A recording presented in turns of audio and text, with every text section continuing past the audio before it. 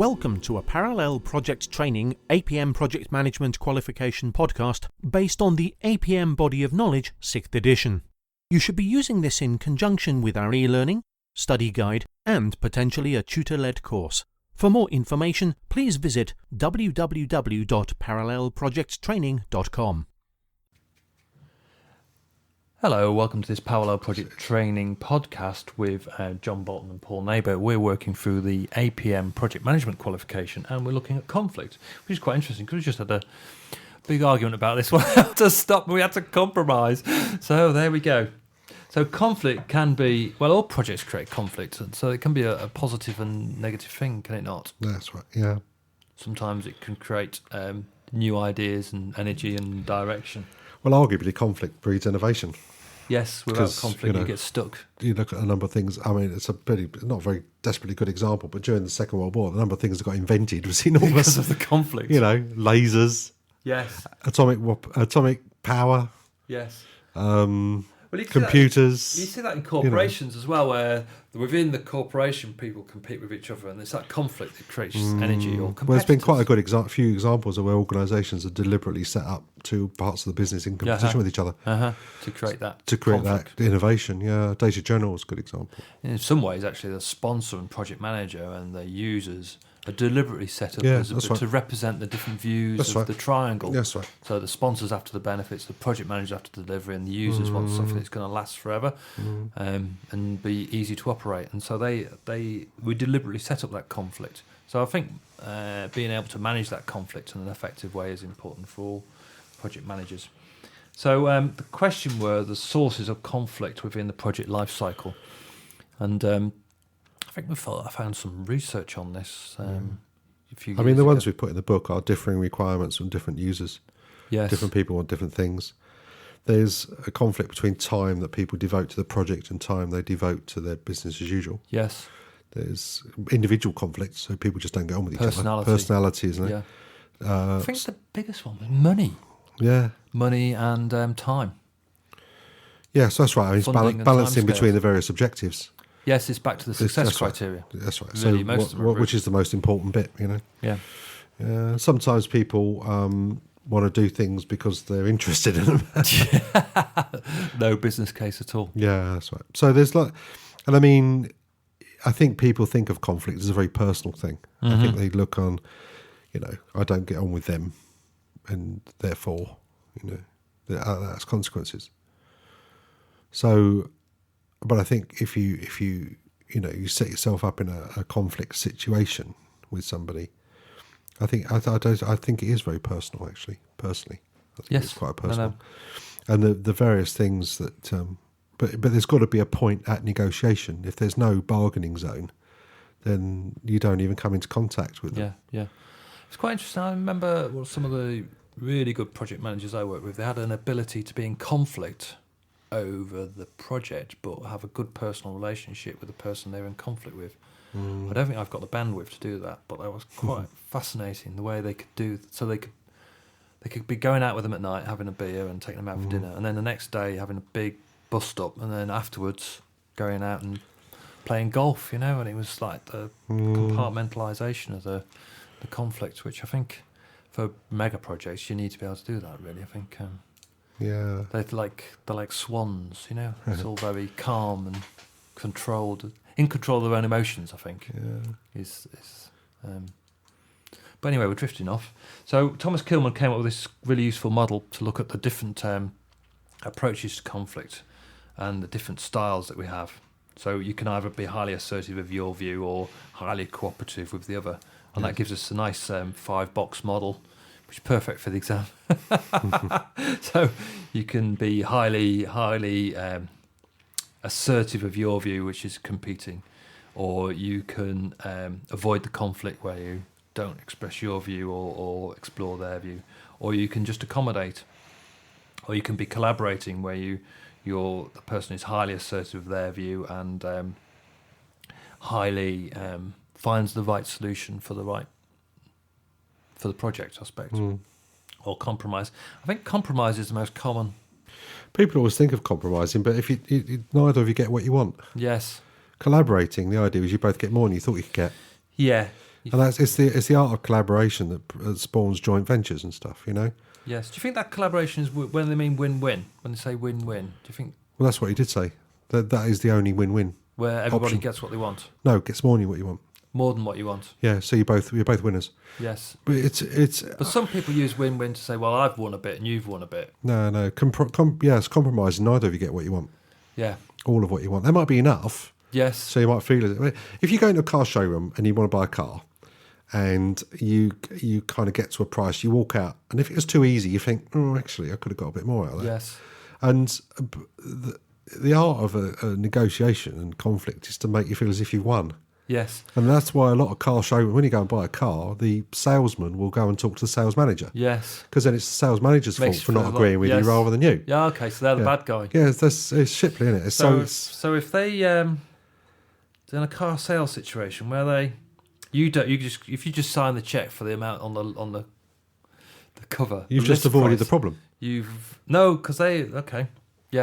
just avoided it. Yeah, you've avoided. There isn't an issue. And some people do that. They'd rather.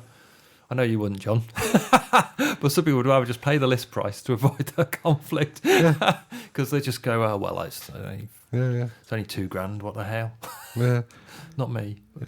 I mean, you're getting into negotiation rather than conflict, really. But I mean, you're more or less assertive and more or less cooperative. So if you're very cooperative, very assertive, you tend to collaborate with people. Yes. If you're not very assertive, not very cooperative, then you'll tend to avoid the problem. So win-win for car is difficult to come up with, actually, where the salesman gets what they want and you get what you want. Yeah, but I mean, it's because it's a one-shot deal, really. Well, it's not, because you find the things that mean a lot to you don't mean a lot to them. Okay. You know, you're not trying to tell me car mats cost 150 quid, are you? No.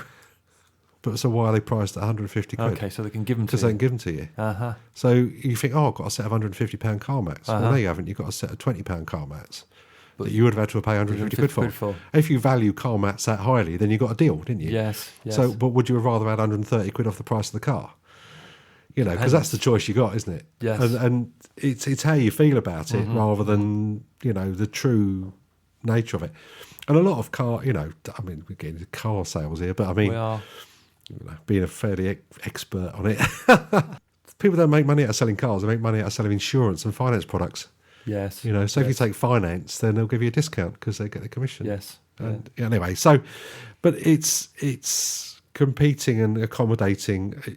I think the worst situation really is competing. If you've got someone that's being very assertive and not very cooperative, and you adopt the same stance, you'll end up having a row. Yes, unless you're a quantity surveyor. Well, they just love it. I mean, that's part of the job description. Yes. You know, I wouldn't lose. I'm not losing 50p. No, that's right. I'm going to stay here all day arguing over 50p. Yeah. You've just alienated half of our target audience. You realise that? Yeah, it is true. QSs, yeah, they'd love it. Yeah, it's a part of the job description. Assertive, yes. So anyway, that's Thomas-Kilmann. Actually, the research that I was just looking at, they said that good project managers, if you do the Thomas-Kilmann questionnaire, loads of project managers, they tend to be in that top level, competing, compromising, collaborating. Yeah, that's probably. You don't think many avoiders.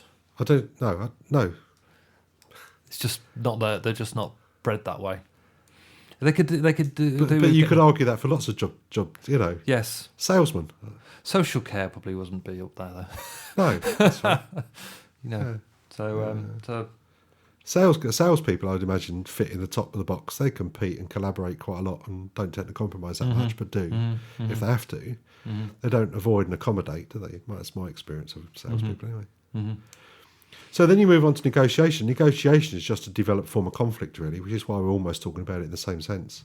Yes. But negotiation tends to follow a bit of a model. And this was actually, I thought, was always a bit embarrassing in the previous syllabus because it's a bit difficult.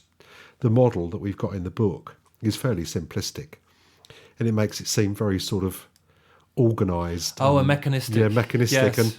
And it also treats it as the sort of smoke-filled rooms and beer and sandwiches negotiation, like big contracts at stake. Whereas, in fact, you should probably negotiate with people all day, every day, without realising it. Yes. Will you go and go and make a cup of tea? You know? Yes. So I think, you know... For resources. Yeah. Well, yeah, resources, but also, like, I'll tell you what, if we don't do that, can we do this instead, you know? Yeah. So there's all sorts of things that you end up negotiating, but this business about understanding the need for negotiation, preparing for it, discussion, dialogue and debate, confirm each other's views and check actions. I think there's a perfectly rational reason for putting those steps together like that. Yes. But they're by no means exclusive. No. You know, I think there's a whole raft of stuff. And it seems to me that this all hinges on preparation. And I think if you go into a negotiation, if you prepare properly, then you've got a much better chance.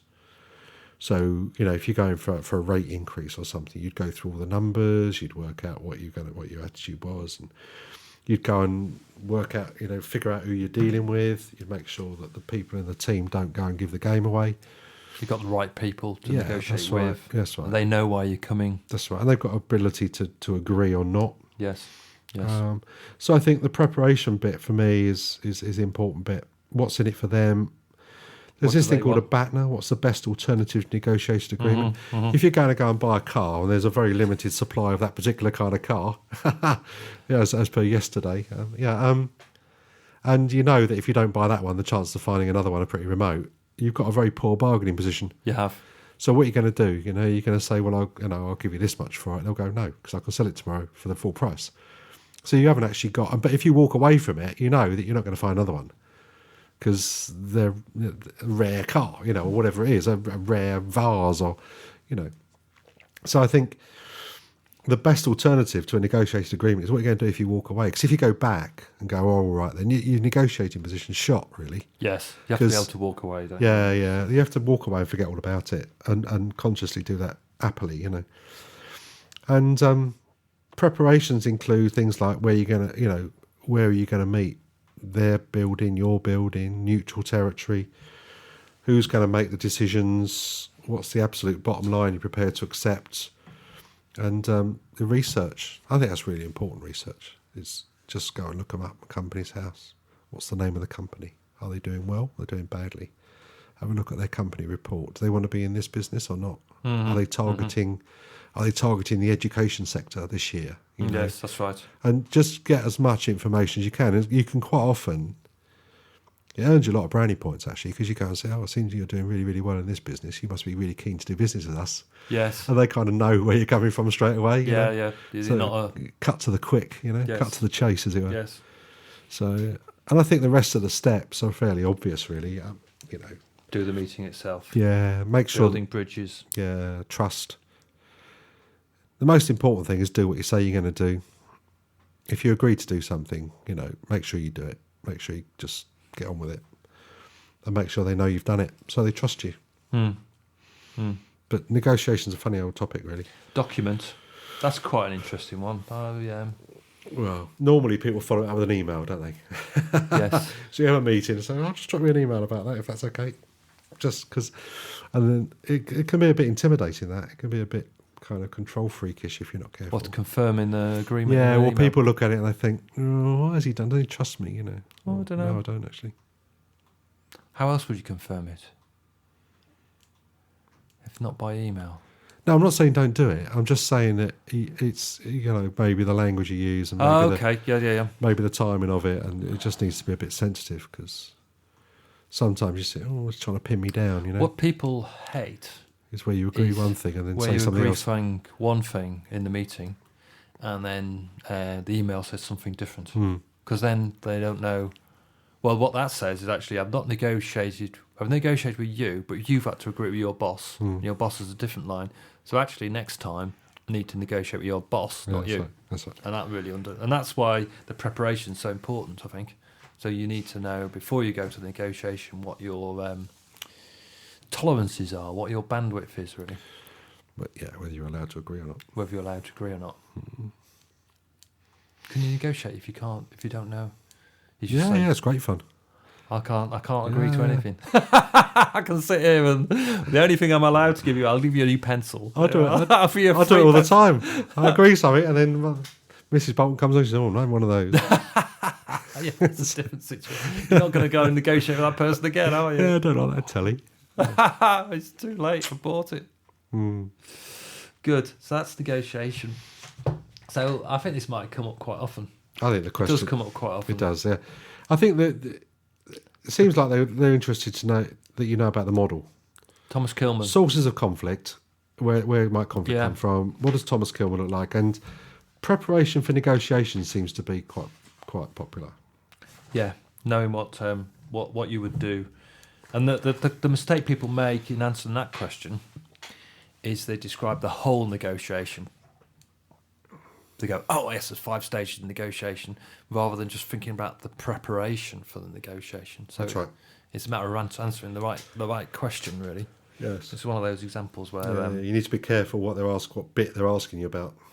You just have to answer the question that's asked, not the answer that's in the book. So you need to read the question carefully. So it might, a typical question might say, describe the stages in a negotiation meeting. Yes. Which would be different from preparation work. Good, thank you, John. We hope you enjoyed this podcast and found it informative. To order a study guide, e-learning, or a tutor-led course to go with this podcast, please visit www.parallelprojecttraining.com.